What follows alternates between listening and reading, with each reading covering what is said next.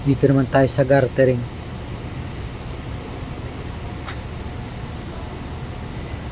Ito yung problema niya, oh. Ayan, skip. Ang lalaki ng skip niya.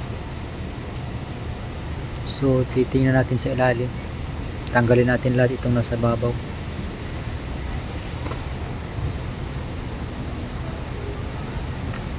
Sisilipin natin yung timing niya.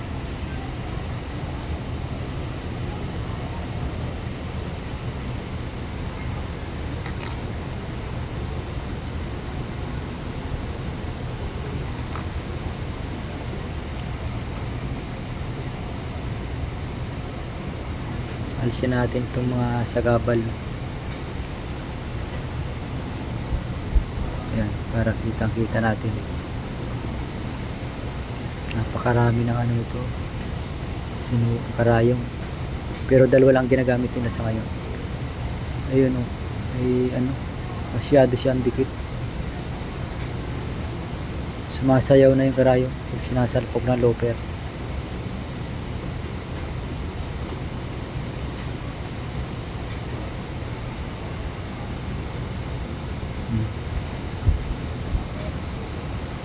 So adjust natin, o kunin muna natin yung loper, check natin kung matalas ba. Ito yung adjustment niya, oh. Dito siya luluwagan para makuha natin yung loper. Ayan.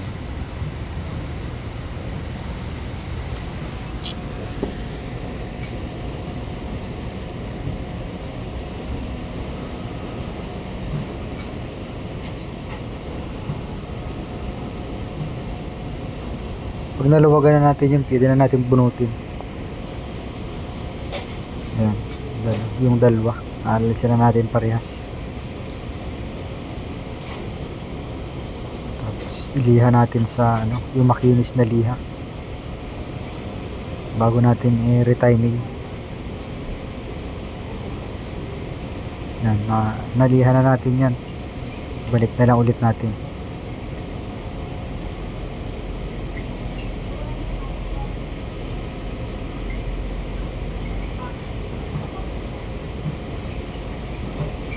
Yan.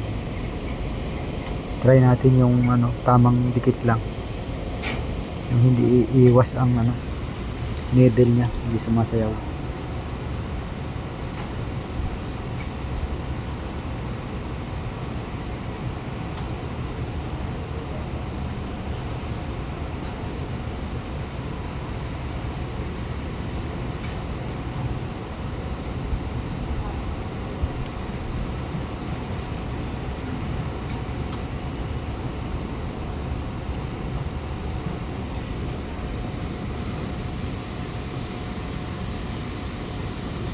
Ito naman yung needle guard yung sa ibabaw.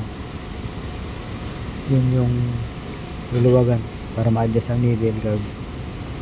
Itong sa baba para sa looper.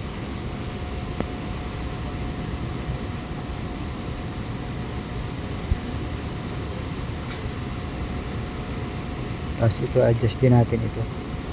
Medyo malayo. Didikit natin sa needle. Needle guard din ito.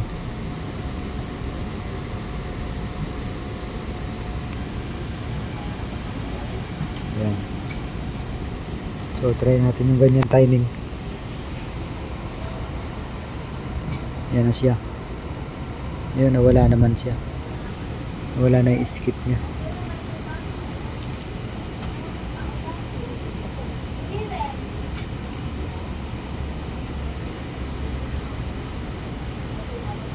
Kahit pabalagbag wala na rin.